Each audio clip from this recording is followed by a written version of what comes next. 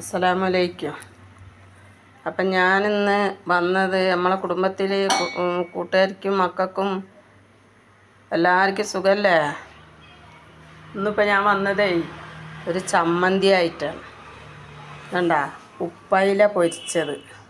എന്താ അയിലങ്ങൾക്ക് സംശയം തീർക്കാൻ ഞാൻ ഈ മുള്ള് കാട്ടണതാണ് കേട്ടോ.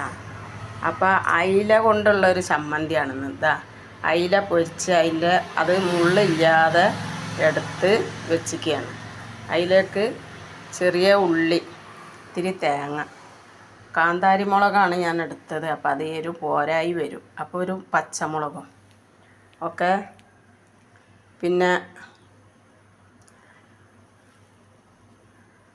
ഇതിലേക്ക് പുളിക്ക് നമുക്ക് പുളി ഇടണ്ട, ഒരിറ്റി സുറുക്ക ഇറ്റിച്ച് കൊടുത്താൽ മതി.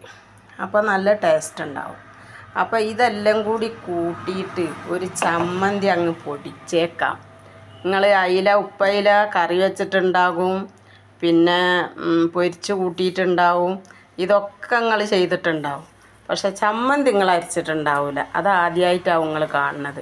അപ്പോൾ എല്ലാവരും ഒന്ന് ട്രൈ ചെയ്ത് നോക്കുക. എന്നിട്ട് ഈ ചമ്മന്തി എന്താണ് പാട് എന്നുള്ളത് അറിയുക. ഇത് വേറെ ഒന്നും ചെയ്യാനില്ല. ഉപ്പിടണ്ട, കാരണം ഉപ്പിട്ട മീനാണ്.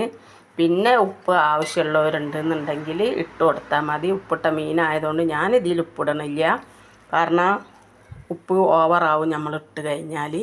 അപ്പോൾ ഇതൊന്നും ഇങ്ങോട്ട് കറക്കി എടുക്കാം മിക്സിയിലിട്ടുങ്ങാണ്ട്. പൊന്നാര മക്കളെ, ഈ ചമ്മന്തി അടിപൊളിയായിരിക്കും.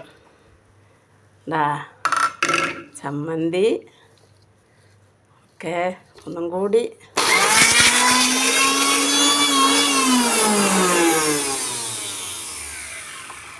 അപ്പോളേ ചമ്മന്തി റെഡിയായി. അത് മിക്സി ഓഫാക്കിയില്ല ഞാൻ, അതാണ് സംഭവിച്ചത്. അപ്പോൾ ഇതാ നമ്മളെ ചമ്മന്തി ഇവിടെ റെഡിയായി. എന്താ പൊന്നാര മക്കളെ, ഈ ചമ്മന്തിയും കൂട്ടിയിട്ടുണ്ടല്ലേ വെള്ളച്ചോറോ അതല്ലെങ്കിൽ തണുത്ത കഞ്ഞിയോ ഒക്കെ കുടിക്കാനുണ്ടല്ലോ പൊന്നാരൻ്റെ മക്കളെ. എന്ത് ടേസ്റ്റായിരിക്കും എന്നറിയോ? ഉപ്പയില കിട്ടിയാൽ എല്ലാവരും ഒന്ന് ചെയ്ത് നോക്ക്. ഇതാദ്യമായിട്ടുള്ള സംഭവമായിരിക്കും നിങ്ങൾ കാണുന്നത്. ഉണക്കലയില പൊരിച്ചൊക്കെ കൂട്ടണുണ്ടാവും, ഇങ്ങനെ ചെയ്യണുണ്ടാവില്ല എന്തായാലും. അപ്പോൾ ₹2 received on PhonePe.